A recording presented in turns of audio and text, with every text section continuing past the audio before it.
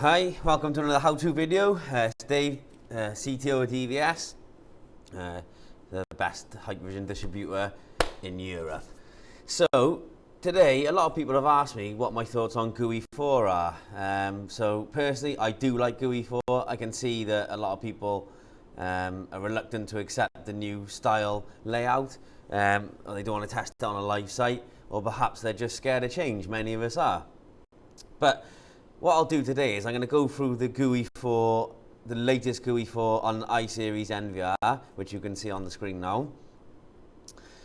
I'll try and run through the bits I think that you do need to see and the bits I think are really cool compared to older GUIs that are only available on this GUI 4.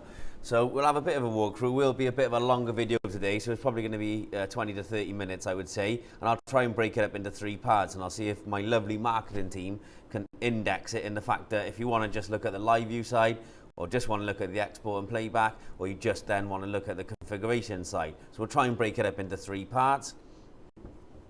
So we'll look at the live view first, so bear with me, and let's get straight into it. So GUI 4, as you can see in front of you here, you've got the lovely top menu along here. I'm just going to stand up a second.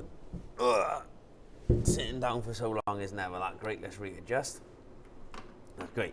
So you've got the GUI 4 along the top there. You've got the icon. So these are always on the screen now unless you make it full screen. So whereas before you had to right click on the older GUI and then select the option of the menu to go into, now we present those menu choices along the top. So it's like a flat UI, like a Windows tablet-y, there are other platforms available, style that many of us are familiar with. So we've aimed this at obviously more interaction with the end user, to keep it modern, to keep it up to date, and to try and keep it like other systems out there are trying to do. So we've got the icon selection at the top there. Bottom right hand corner, you've got the full screen icon. So if I select full screen icon, I can actually get rid of that top bar and sidebar, so it fills the screen. And then obviously from there, you've got your window division. So if I put it into, say, a 4x4 split, so you can still do your splits. We've even got custom split, which I'll go through in a minute, but that's the indicator to go between. So if you right click, it goes back to the sidebar and top bar, but you can choose which one you want to be presented on your screen. So pretty simple so far. So on the left hand side, you've got the channel. So this is your camera selection. So the camera selection will only show you what's currently in this video pane. So if you've got a 64 channel recorder, for instance, but you've only got 16 cameras on the screen, you'll not see all 64 cameras down here unless they're assigned to a layout. Now I'll show you this later on.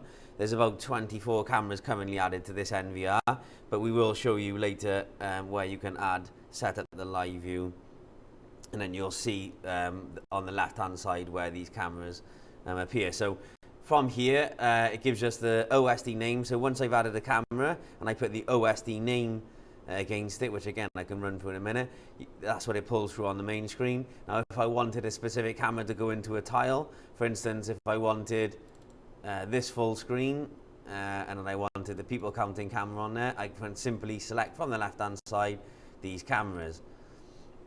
So we're in my demo room today, as you can see, lots going on. Lots of testing, lots of different devices, and we can just simply select the devices from the left-hand side. Or, as I say, we got the next and previous page. If I go next, it'll cycle through all of the 21 cameras we've added.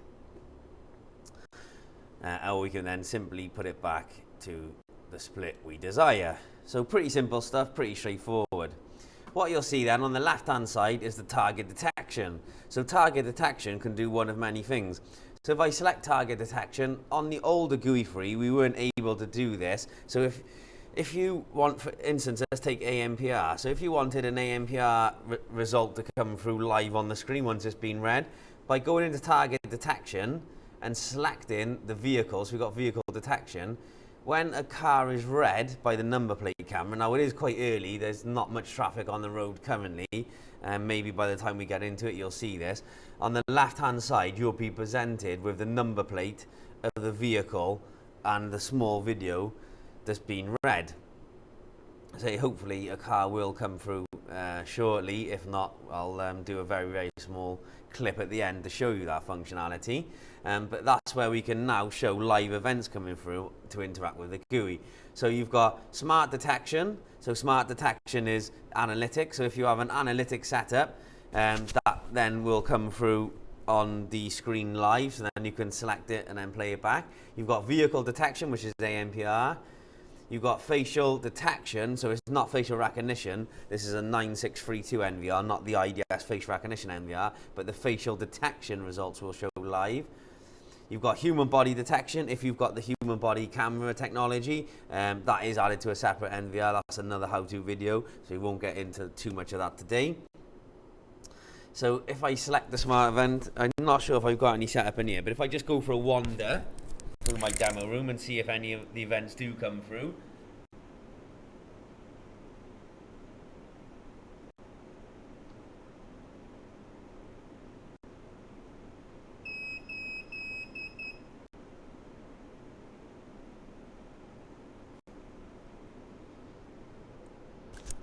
So you saw the screen layout change there, but that was on a 2 series camera, so we didn't have a 4, 5 or 7 series camera set up, so it was the basic entry level. So the screen changed to alert me that I'd gone through an analytic, but I didn't have the relevant camera selected to come up here.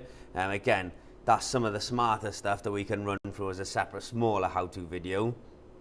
Rather than tying you down. So back to live view interface. So say we've got the screen split there, you've got the next and previous page there, you've got the auto switch. So if I select auto switch, what will happen now is the screen will cycle through my cameras. So whatever split I leave, so if I then wanted, say, a 4-way split, let's do a 3x3 split, my screen now will cycle through my pages. So my views will be set up in my live view configuration, and now my NVR will cycle through these preset views in the tile order that we've set in the interface.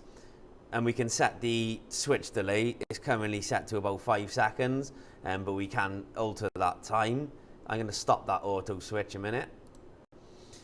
And then you've also got start all day continuous recording. So if I click this, I won't take it because most of them are set to continuous recording, but if I do select start all day continuous recording, as an option there, start all day continuous recording of all channels, click yes, so all of my cameras on this NVR will then go into continual recording.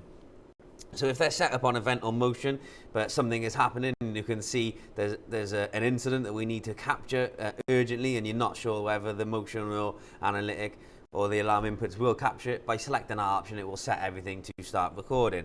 So you peace of mind knowing that you have captured that event, and then you can review it later. I won't, because they are already set to continue record anyway. Okay, so that's pretty much, again, what you can do. If you want to alter straight from here, let me just put this back to page 1. Actually, it's a good page to do it. If, for instance, they are drag and drop the tile, so if you hold down the left key on the mouse and drag that down, you can alter where the camera sits in the live view interface. So if you wanted to make it up, or your customer wanted to move things around to suit his eye more, you can drag and drop these. And similarly, you can click the left key where it's got the plus arrow, and then it allows you to add an IP camera straight from the network into the live view interface. But we would have done that on the installation and commissioning, but you can do it directly from the live view interface if you wish.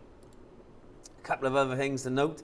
So you've got on here, every camera's got its own toolbar. So if I choose a larger camera, along the bottom you've got the larger toolbar. So being an I series, we've got the capture function. So if I click capture, that's manually capturing a snapshot of that live view image. You've got instant playback. So if I click instant playback, it goes up to 10 minutes previously, and you've got the time bar along there which you can slide, and you can see me talking to you. You've got PTZ control. If it was a PTZ, I'll show you PTZ in a minute. We've got digital zoom. So if I select that, you've got the middle mouse wheel. If you zoom that, it does the digital zoom. This is a 3 megapixel camera, and then you can draw an area. If you zoom in there and then just drag the view around by holding the left button on the mouse, you can actually drag that view around, and then right click comes back out. You've got enable audio on or off. You've got your live view strategy, so you've got real-time balance or fluency, so most of them are left as balance, but you can select that to real-time, and it will take it real-time from the camera, but we will put it back to balanced. You've got the information on the camera, so it'll tell you frame rates, resolutions, and current bit rate live. Stop recording. You've got the fisheye panorama view, which I'll show you a fisheye in a minute. Switch to substream, so if you wanted to view the lower substream. Disable pause, so if you've got a till link to this system and you want to disable the pause transactions live on the screen, you disable that pause. And you've got 3D positioning. So again, if it was a PTZ, I'll show you the 3D positioning now in a minute, which is really handy. So that was on the older GUI free, but we've just updated it, kept it fresh, and added a little bit more functionality in there. So far, so good. So if I select a PTZ, Dark Fighter PTZ, here we go. So we've got turn on 3D positioning. So if I wanted to turn it on and then draw a box over here, that's our bin store. Oh, okay. This one I turned a specific function on the PTZ, electronic image stabilization, to make the image stabler. With electronic image stabilization, you don't get all of the functions on the PTZ because it has to counteract some of the functionality.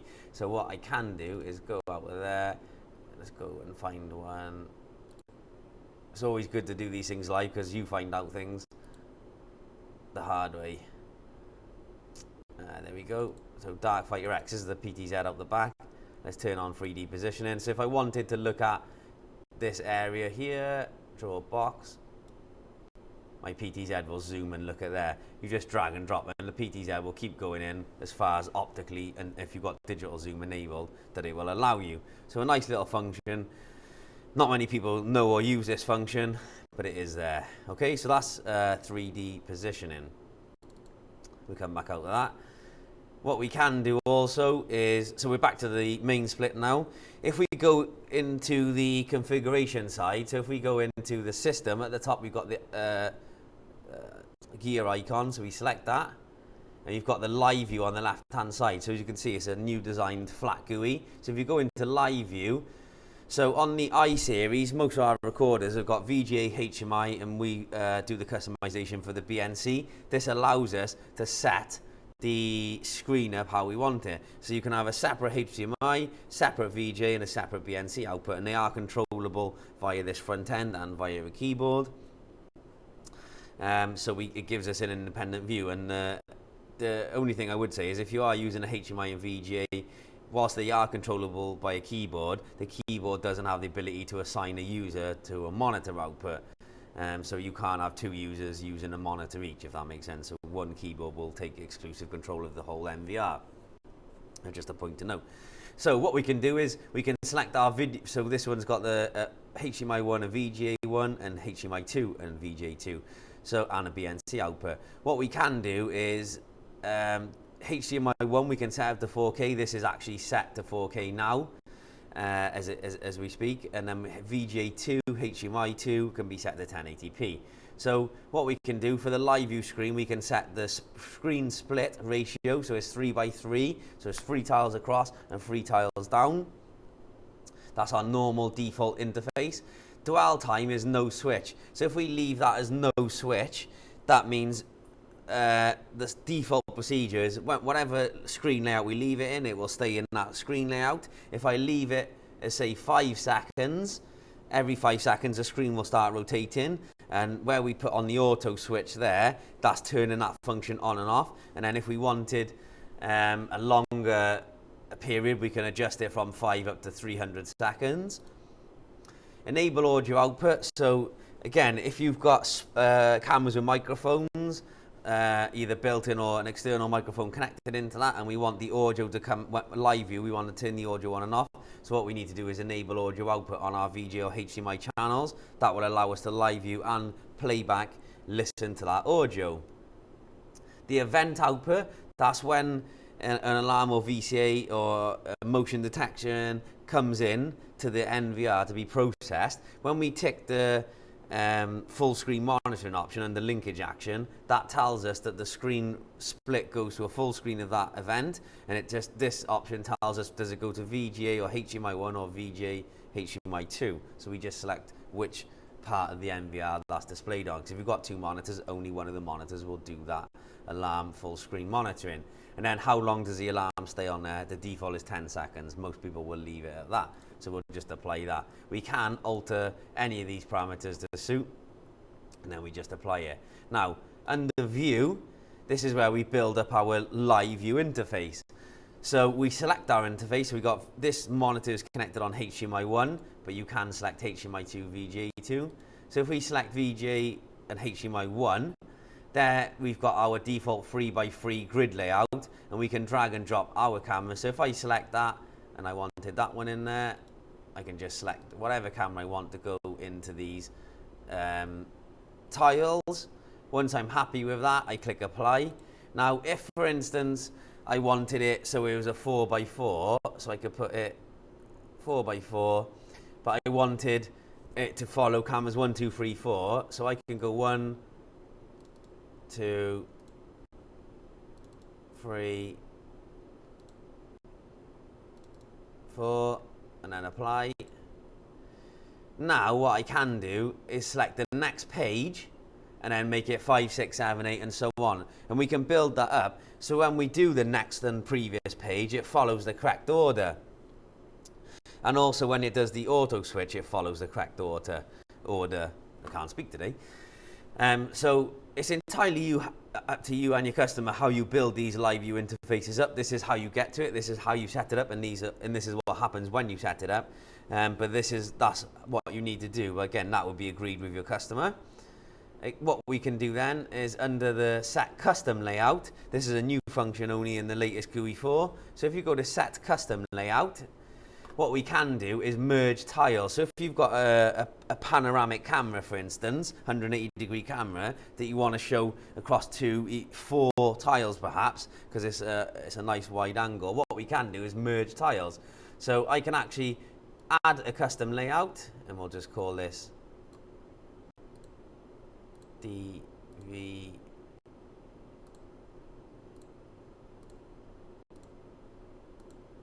Call that DVS. I can actually merge these together, save. So that's actually merged 2 tiles together now. So if we go back into, so under the custom layout of DVS, let me just go back into that.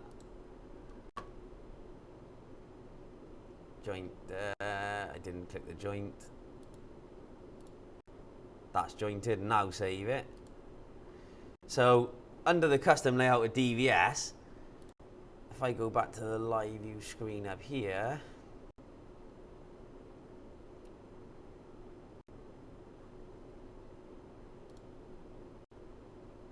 go back into setting, go back into live view, go back into view, so DVS, yes, selected that. Now we got camera 1, now the panoramic. It makes it easy. If you go back out and come back in, it seems to like that more. So let's choose my panoramic. Let's choose this one here. So camera 14 is set to there. Now click apply. Now if we go back to the live view interface,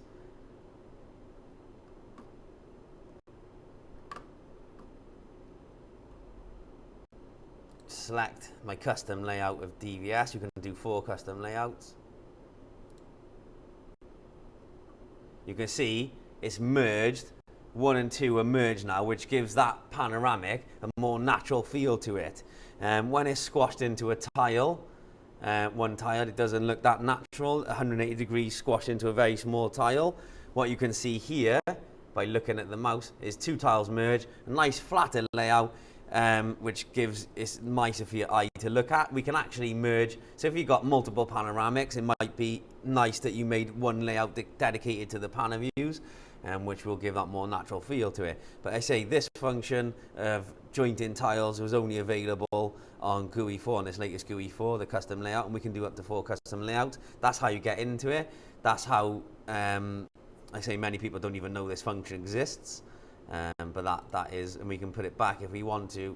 go off the custom layout, back to the normal layout, we can do that and it's off our custom layout. So it is selectable from the front end.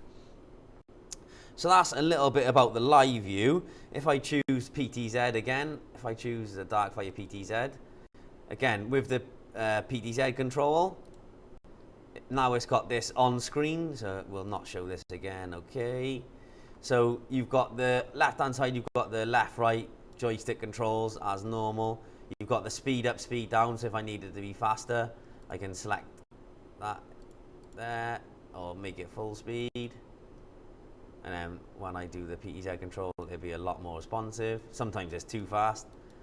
And then you've got, my face is in the way, but you've got some of the functions down here. So you've got PTZ parameter settings, you've got the patrols, presets, wipe function, 3D positioning, you've got pattern, patrols, auxiliary function. The PTZ setup function is probably a how-to video on itself rather than you wasting your time doing this. Today, in this video, this is more about GUI 4. But you can set presets, unfold preset, which, so I don't have any preset, or just preset 1 I've got set. But it will take a snapshot of the preset. If I set them from the GUI 4, these are set from the PTZ. If I set them from GUI 4, it will save a snapshot. So if I save this as preset 1, apply.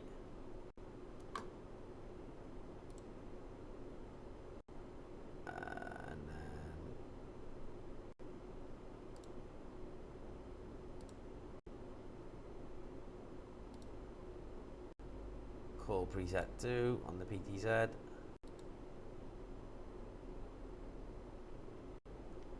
And just apply that. Go back into that now.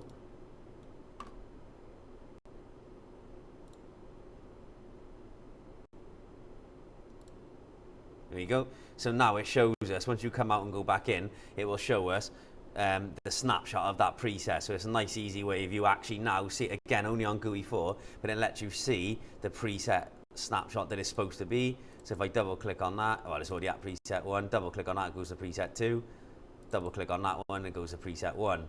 So again, a nice little function of the live view. We'll come out with PTZ control now. We weren't supposed to spend that much time on that, but again, this is the GUI 4 live view side of it. I think you probably learned quite a lot about the GUI 4 live view interface, so custom layout, PTZ control, all these lovely things I've just been through. So what we'll do now is I'll stop the video. Well, so this will be an index, and we'll go into the playback section of it. So give me 2 minutes, and I'll see you in the next chapter. Okay, welcome back. So we're going to look at the sort of playback export side of the machine now. So I put a USB stick in preparation. What you'll see is I was saying about the ANVR live, so I went through, drove through, someone else has just beat me to it as well and came through. So if you look at my car, so it tells me what time and date and what camera channel, D24 is the camera channel, clearly shows my number plate. If I click play, will then show me going through and gives you the nice little screenshot of the thing, of the number plate. If I then click the forward read, again, does the same. So very hard for us to see the number plate in there, but the vehicle detects this with the number plate detects the vehicle and the plate with no issues whatsoever. You can export that straight from there, and you've got continuous play. So if you've got lots of them, so if I click this one here and click we'll have to go to the bottom one because that one was first. So if I click this one, click continuous play, and that will continually play any more reads. I think it was a couple of minutes mine, so we'll just see if it does go skip to the next one. There's me again coming back. So that's the two sides of me going and coming back.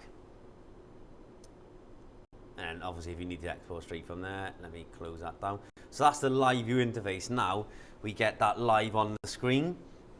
Didn't get it on the old GUI, so that's a really nice feature, so I'm glad that you can actually see that working now. That in itself has been a very, very positive selling point. So next thing, if we click on playback at the top, so two things to bear in mind with this is an old NVR, So this is a very good case in point. I'm not going to try and dress it up in any way. This one is when we fitted the demo room out over 2 years ago. It was one of the original i-series recorders. It's got older hardware, so lower RAM capability, and the processor is slightly older.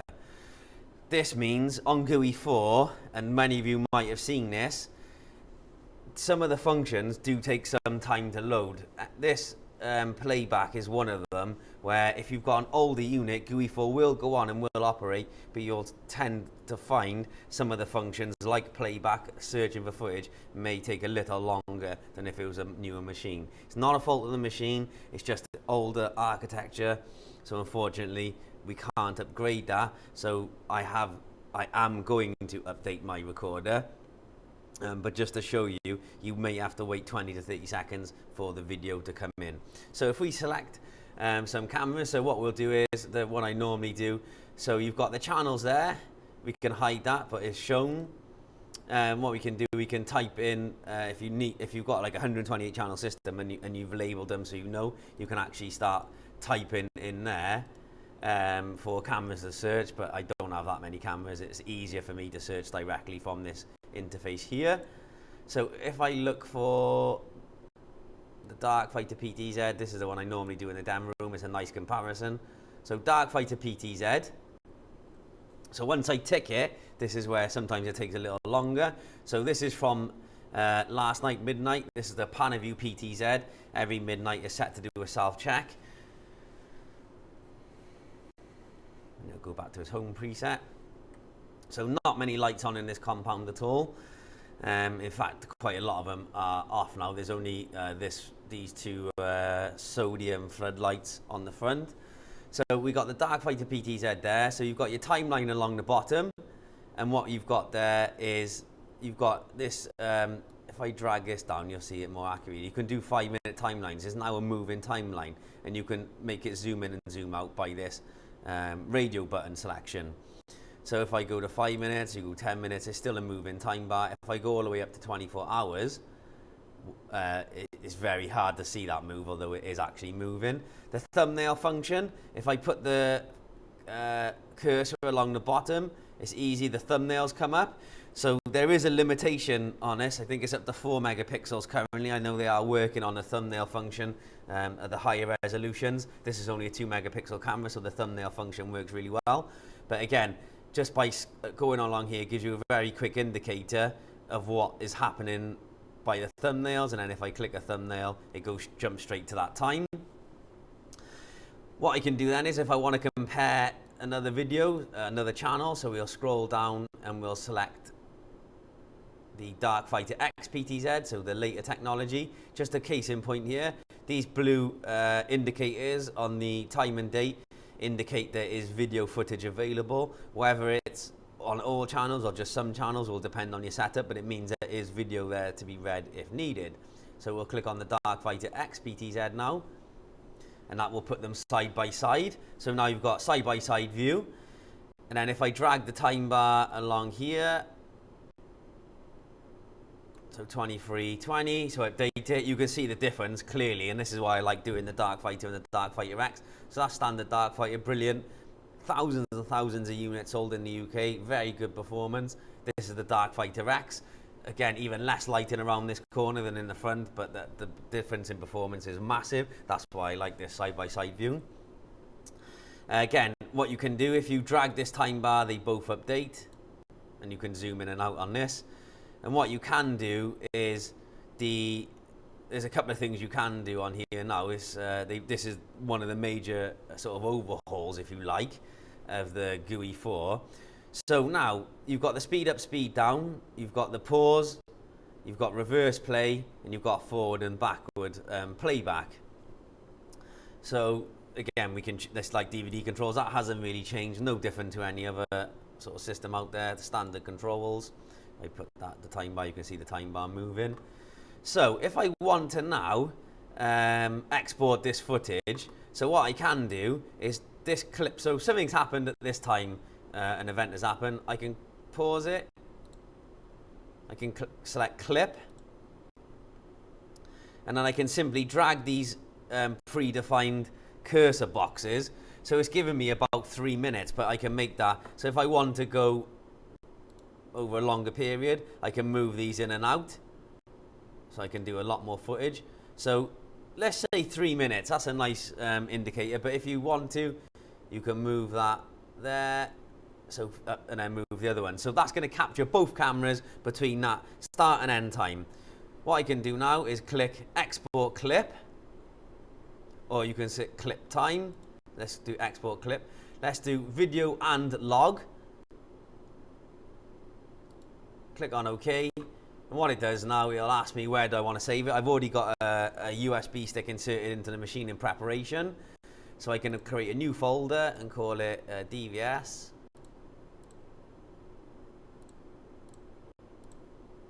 So within that folder, I'll double click. Now I can export as MP4 or AVI.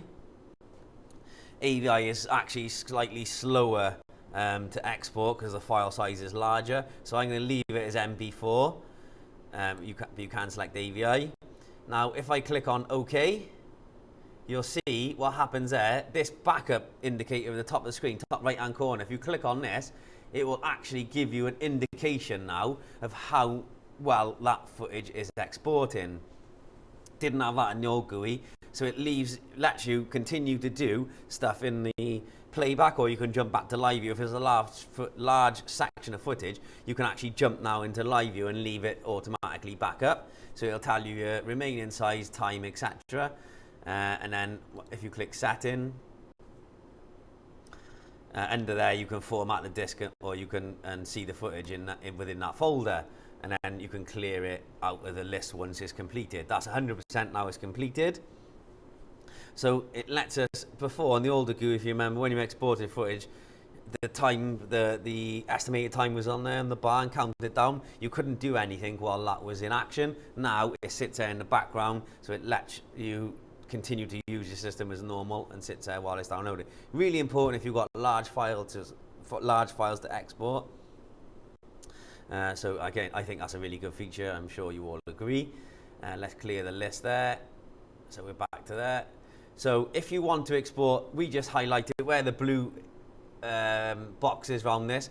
That's just telling us for one camera. If I click the cameras there, so we got the blue tick, means these will both be exported now, not just the one we had highlighted. Again, if I click save, export footage, video and log, yes, into the same location. Yes. Now click on backup. You can see there's two cameras and it'll stack them. So it's about 5 minutes on each. Just let that go. While we're waiting for that, I hope you're all attending IFSEC. If you're watching this before IFSEC, that's next week. Come over, say hello. Chance to win a flask, grab a cold beer, say hello, meet the team, have a chat, have some bands, play football, whatever you want. Make sure you come and say hello. We got the bar event on the Wednesday as well, so make sure you come say hello to that. Everything seems to take ages when you're just waiting. That's the one thing we don't have much of these days, is time. The most precious thing.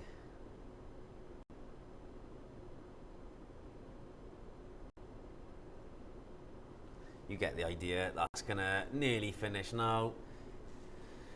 8 seconds. 7 seconds. Nearly done, nearly done.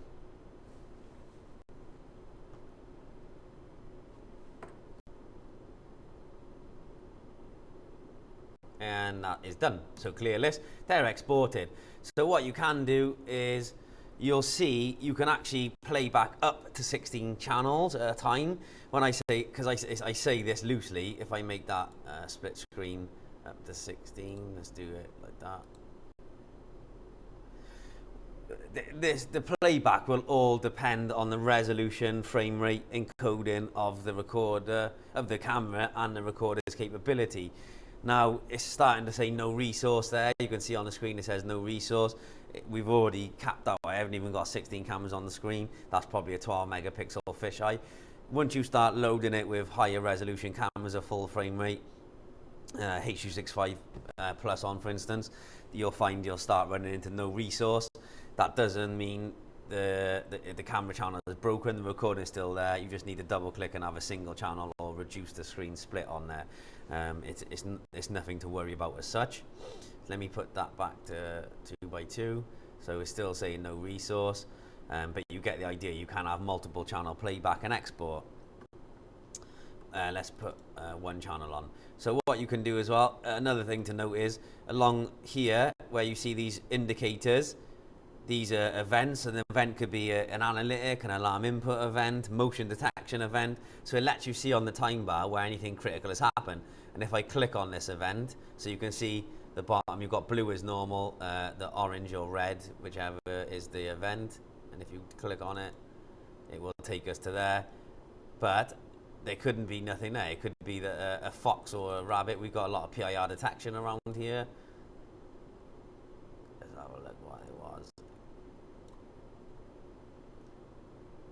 Could have been a bird, it could have been anything, but that's an alarm input is triggered and put that marker on there. It could be motion, like I said, it could be one of any events. But that time bar will show any event that's associated with this channel.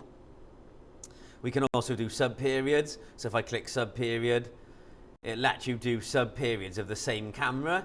So if you're looking for, say, a car that's gone missing in a car park, for instance, it lets us see here that the car was here all the way along, but then it could be that as we move through the day or through our time period there, that the car disappears, and it lets you narrow that search down. So the sub-period is for making you search across a larger timeline if you're looking for a specific object. And you've got 4-way, 9-way and 16 period there. So if I click on 16, it's 16 periods of the same camera. I say that car still has been there all over the weekend. But that's the idea of the sub-periods, allows you to see the same field of view in different time periods. Now if I exit that, let the recorder catch up, like you say, this is where it needs to catch up slightly with itself. I'm going to go into the only one camera.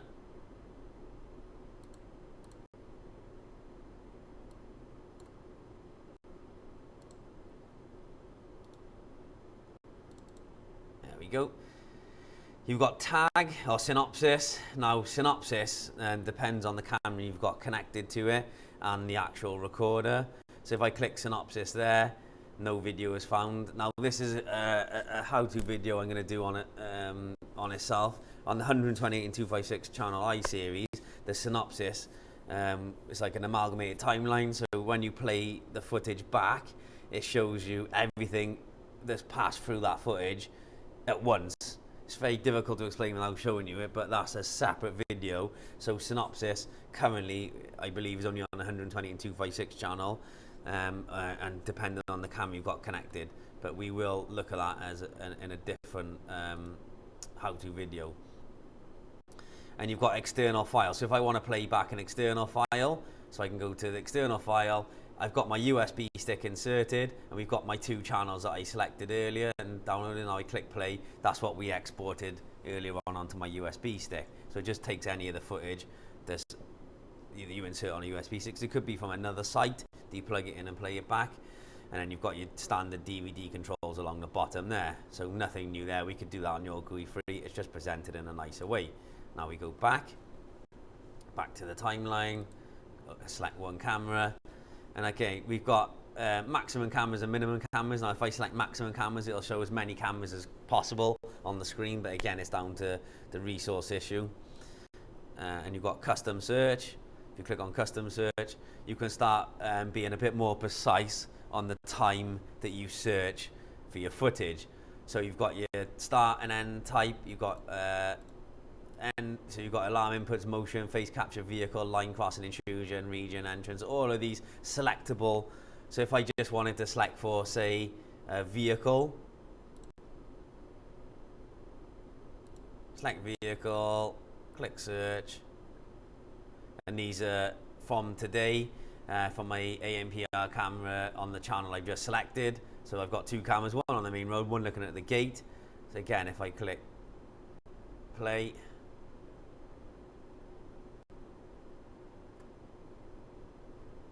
oh, that didn't work, did it? let's stop that. Let's deselect this. So that's the ANPR camera there. If I click play, that was me when I opened it this morning, and that's my plate being red. It should have gone straight to it, but I realised I had a couple of cameras selected there on playback. They were the red indicators on the time bar we saw earlier. It was from when I opened up and then from when I came in. That's pretty much what I wanted to show you. And you've got play strategy. If you click on that, do not play normal video. So if it's VCA videos, if you're doing like a custom search and you're doing the VCA timeline, it'll skip between any of the plate reds. So that's me coming in and out. So if you click do not play normal videos, it'll only go through the markers. So it could be vehicle, alarm input, motion, VCA, face capture, any of these predetermined markers, it will only play that. If you want to then play normal videos, you untick that and it'll play the normal video, and you can play that at increased speed. So you'll play normal VCA marked videos at normal speed, and then anything in between at ×8. And we'll cancel that. So it's a nice little feature. Again, that's in the custom search, and you can select all of the channel times, and then you've got like all picture, so you can present the videos in different ways. I suggest you go and have a play with that. There's a lot to this custom search and how you can break up the search criteria. If I go back to playback, I'll go to exit. Okay, let's look for instance, might not have any set, but so if I select my 3 megapixel turret camera there, so it comes straight up. Another thing you can do is smart. So you've got normal, smart, and custom. The custom relates to this search box here. So if I select smart, what we can actually do under smart playback is actually, well, you've got the indicators along the bottom there, so that shows us any analytic movement. But under smart, we can actually start to draw lines on there. So if you look at, say, draw line here, let's draw a line right here, right here. Now, that will go and search for anything that's gone across that line. Again, it might take a little bit of time. So now it's going to go see whether you've got the indicators along the bottom here, and you've got the indicators. Let me zoom in a bit here.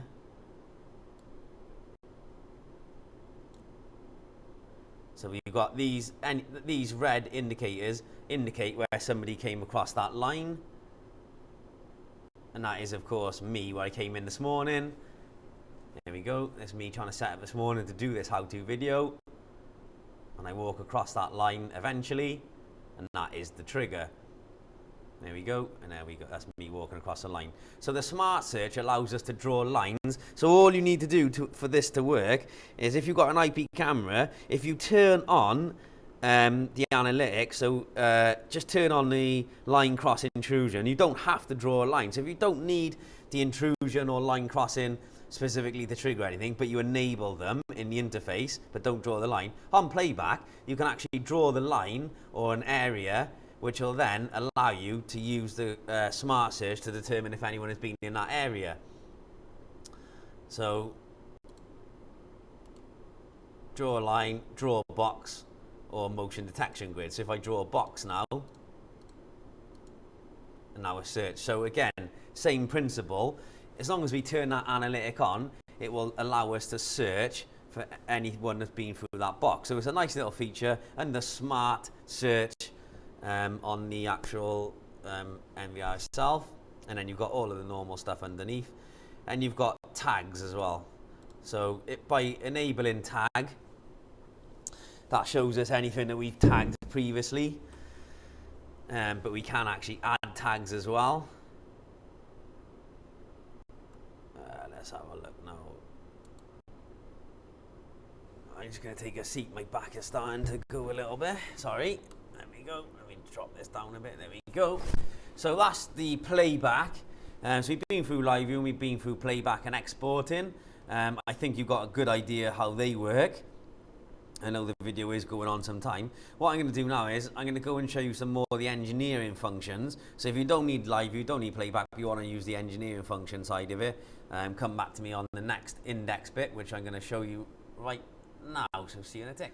Okay, so this is the next and final part. I'm going to try and breeze through this because we've already been over half an hour now, but it's been quite a nice in-depth look at the GUI 4. So along the top, we've got the live view symbol, we've got the playback symbol, we've got file management, you've got smart analysis, camera, storage, system, and maintenance. So along the top, you've got the power off, so you can do reboot, shutdown, log out. Same, but it's at the top now. Let me clear that down. You've got backup, which you've already seen. And you've got this alarm bell, whereas before it used to be in the bottom left-hand corner. It used to be like an exclamation mark. Now we've moved it to the top right-hand corner. You click on this, and it tells you any of the markers. If you've got motion detection, VCA, vehicle, all of these smart functions, if they're enabled to show you on the screen. So if not, what we can do on this latest GUI is see the alarm and click play, and it will take us straight to that event. That's a fisheye where I'm walking around. So you're going to get lots of them. But you can see all of these different markers in here as you go through it. Most of them are motion. And again, you can turn these on and off. If you don't like these, you can turn them on and off. So if you go to exceptions, basic event, and then smart event, so that's the vehicle. Again, click play and it plays the vehicle coming through. So from this alarm bell, it lets us quickly see what event has come into the recorder and do the playback of that event. So it's a nice little interface. Again, previous to this latest firmware, we were listing it. The latest firmware now gives you the alarm linkage to the footage. And the settings will all depend on the pre and post times as to what that shows. So we should see a vehicle come through there very shortly. 7:24, there we go. So we had 2 vehicles come through. What you can do as well, if you go to set there, you can actually turn on and off what comes through. So vehicle is allowed to come through and all these aren't.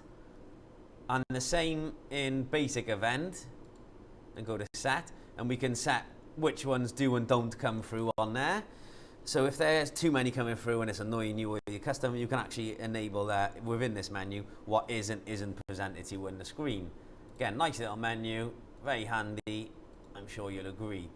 So under file management, this allows us to quickly build up, so if you're looking for vehicle files, for instance, so all files there will show us any of the files we've got captured, so whether it's human, vehicle, depending on what cameras we've got connected to the system.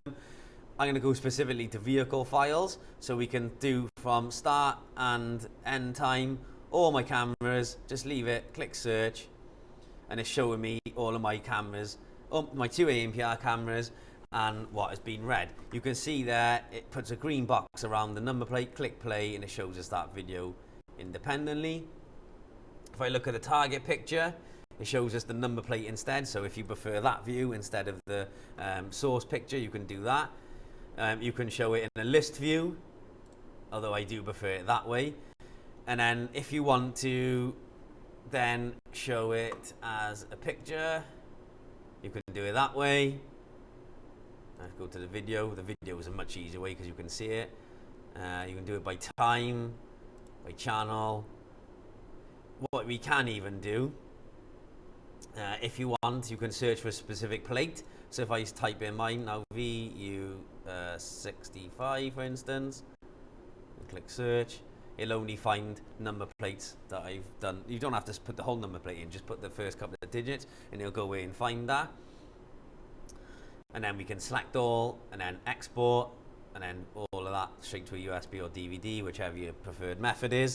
So it's a nice way of exporting that footage. Lots of people use the ANPR. Lots of people know how to use it. This is just an update on the GUI 4 side. Really powerful, really straightforward, nice and easy to use. You can even search by country if you want to narrow it down. Now, depending on if the number plate's been read in correctly into the country, you can narrow it down by the country. What you can also do is backup license plate data. So if I tick this, when I export the footage, once I search and then export footage, so if I search this and then export it, select all, export, video and log,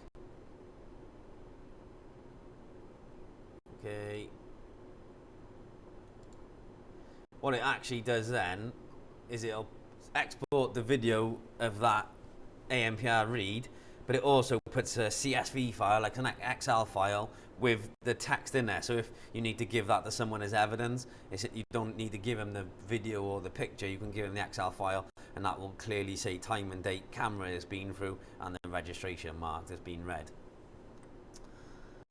So they're all done, so clear the list. So that's vehicle files. Human files. Now this will all depend on what cameras you've got connected, how they're set up. But let me search for human files, and this is where it's detected. It's tried to detect me as a person in front of a camera, so it does depend on lots of different things, like firmware of the NVR, firmware of the camera, the model of the camera, and the setup. But as you can see there, it's actually tried it and, well, done quite a good job of detecting me as a person in that camera.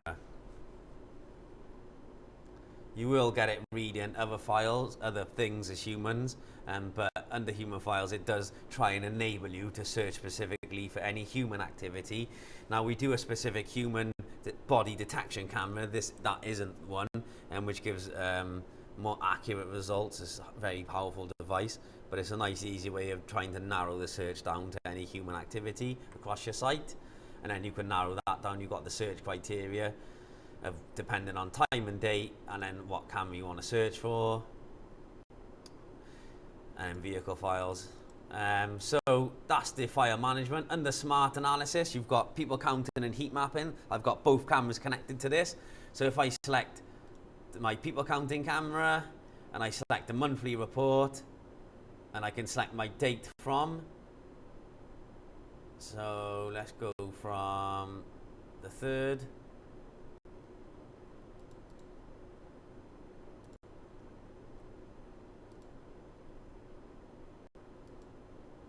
Actually, I defaulted the recorder last week, so I don't know if I've actually set this back up again.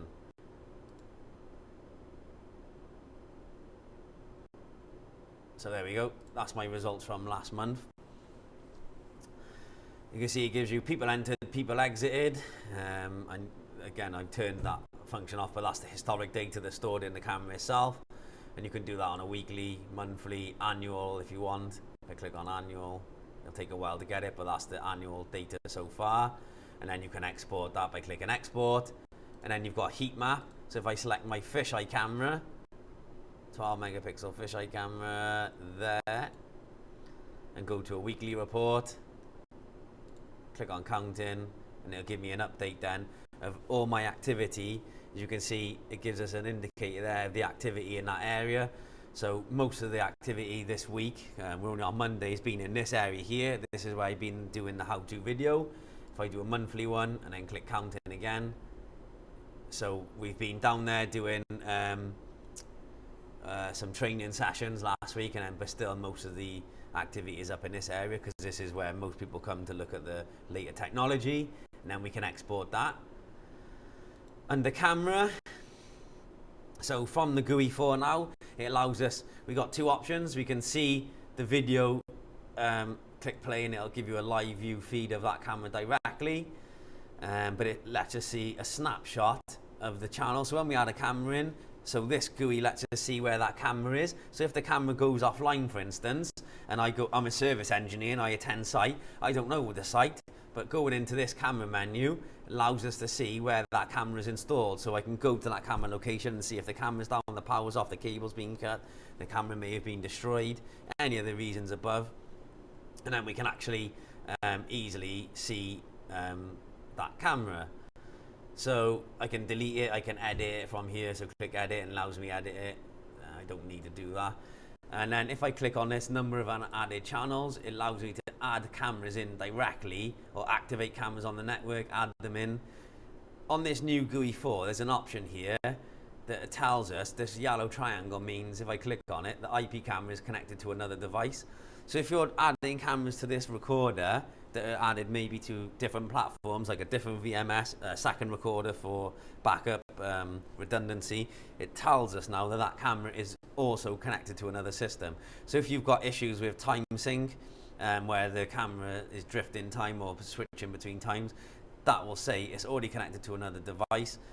So that could potentially be the problem. So we can start doing some fault finding that way. It's a nice little function we've added, and we can minimize this. What you can also do is do it the historic way. Click on list view and it puts it back to how it was before. So you've still got the live view option there, the upgrade function, and if you go scroll across there, it gives you all the information. So you've got two ways of doing that. You've got the import export, so you can import data from, if you've done a backup and you need to default the recording and bring it back in, it allows you to do that, or you can export it for saving. And you've got more settings, allows us to H.265 auto switch configuration. So when we add a camera, if it is H.265 plus compatible, it'll add it as H.265 on. Upgrade, you've got protocol and channel default password management. So if I click on that, the channel change password of the, so now the channel default password is a new function. So the NVR can be one password and the IP camera can be a second password. So they're not the same password. So it gives an added layer of security. So if you want to change that, you select it, put the new password in. When you add an IP camera from now on, it will take the default channel password, and that could be completely different from the NVR. So it builds another extra layer of security in. And then we can show password. If we click that, enter the NVR password, which I'm not going to do, it will actually display the camera's passwords to allow us to connect to that camera if we've forgotten them. The display option, now we've added some extra functionality within here. So we can do the OSD settings. You've got some basic image settings there, like rotate mirror mode, exposure settings, day-night switch, backlight, image enhancement. So you can adjust some of the basic parameters now from the local GUI front end. So some of the function you still have to log into the IP camera directly, but some of the function are available now within the actual display function itself. So you can go to image settings and actually play around with some of these settings without logging into the camera. You've got privacy mask, so that's still the same. So you've got 4 areas on most statics. On PTZs it's more. On a PTZ you would set the privacy mask in the PTZ itself and not on the GUI. Video parameters, so this is same where you set your mainstream and event streams, and you've got your mainstream and substream settings there. That hasn't really changed. It's just called video parameters now. If you go to storage, again, that hasn't really changed. So we've got your continuous event, motion alarm, motion or alarm, motion and alarm, pause event, none. You can edit it and type in the start and end time for recording if it's continuous motion, etc. Or you can just select time periods like that, and then this continue recording in these times, and then motion in there. I'm going to put that back. Well, I'm not even going to change it. You've got the advanced, that's where we can select record audio, your pre and post record time. If it's event or motion, for instance, you set the pre and post record time. What stream type, so you've got mainstream, substream and dual stream recording. Picture video expiry, that's where you set your maximum storage retention time, regardless of whether the storage allows for more than 30 days. And you can copy to that, or you can select individual ones and set them up as you need. Capture schedule, that's for the I've done a separate video on that. So if you want to do the time lapse and you want to do it on the recorder, you can set up a capture schedule on the actual iSeries recorder. Storage device, so these are all my hard drives I've got added. I can initialize them, add more hard drives in. I can click add and select network hard drive. I'm not going to do that, or initialize drives again. Storage mode, so you've got quota and group. I'm not going to go into that too much. And advanced, so you've got overwrite, that's ticked by default. That allows the footage to be overwritten. If I untick that, as soon as the hard drive's full, it won't allow it to record to it again. You've got what function is the eSATA, and the usage of record or capture, or just for export if you use an eSATA, not used much these days. Enable hard drive sleeping, that's ticked by default. It saves power and longevity on the drive. And enable RAID, if I tick that and apply it, the machine reboots, and then you can set up RAID 0, 1, 5, 6 and 10. Depending on the machine, it has an impact on the inbound and outbound bandwidth. And RAID is a separate subject altogether, which I'll do a how-to video on. Then under system, you've got the normal default settings. So you've got your language. I can only speak English barely, so we'll leave it as English. Time zone, time and date format, system times, device names, auto logout, enable wizard, enable password. We're in a demo room before you all start shouting. The password is disabled because we're in a demo room. It's in a locked room. Only a couple of us have access to it, and I'm in here so often I don't want to have to keep putting the password in. You can set your resolution of the screens, mouse point, enable your DSTs. You've got your user functionality. New function on GUI 4 on the latest 4.1.50 and above. Your live view permissions. If I select that and confirm by typing my password in, what happens now is when I log out, I can select, so by typing my password in, I can actually log out of the recorder and none of the cameras will be presented. So if I log out, no cameras are presented. So to comply with the new sort of data protection acts that are around, if we log out, no cameras can be live viewed without logging in. And then you get the ones that are logged in on your permission. So if I go to live view permission and confirm that, I won't type my password in because you'll see it. But if I type my admin password in and go through, it'll say I can either select all cameras to not be shown, or if I want a specific camera only to be able to be viewed on logout, it will view the selected cameras. So it's a new function. And then we can do, I'm going to do a separate video on adding and modifying users because that's sort of 10-15 minutes on its own. Then you've got your network settings and your advanced, your event settings, so motion, video, etc. And smart events. Again, a lot of these are in separate how-to videos. If I went through all these now, we'd be here another 40 minutes. Live view we've already been through. RS-232, if you use an RS-232 console to talk to an alarm expander board or maybe another third-party device. You've got your holiday. So if you're going on holiday between, or your site closes, like say over the Christmas period, I can put a holiday period in. That overwrites all of the programmed recording schedule to be continuous record over that holiday period. You've got your POS, again, very separate video. I'll do another one on that. And you've got your hot spare, again, another video. If you've got two recorders, hot spare is N+1 redundancy. So if you've got, say, 2 or 3, even 10 9000 series recorders, you can have 9 normal recorders and 1 hot spare. Should one go down, the hot spare takes it the place of the working one. You take that out, repair it, put it back in. All of the footage is then transferred back to it. And you've got your maintenance menu. So again, this hasn't really changed much from the older GUI. It's just in a different flat GUI, but you've got all of your network detection tools. So it tells us that we're connected to a gigabit network. What's your incoming and outgoing bandwidths, network detection tools, networks statistics, so you've got like how much bandwidth is being used by your IP cameras, etc. Hard drive operations, so you can do all of your hard drive testing. Health detection. The health detection only works on Seagate drives currently, so number 1 is a Seagate drive, so saying number 1 hard drive is healthy, and it gives you some basic parameters on there. Hard drive clones, you can clone one drive to another should you need to provide that as evidence. Bad section detection and smart detection. And then you've got system service, so you can enable RTSP or turn it off, enable ISAPI, HTTP, digest and basic, and enable IP camera occupation is that yellow triangle I showed you earlier where it tells you if it's added to a third-party system, but you can turn HTTP off now.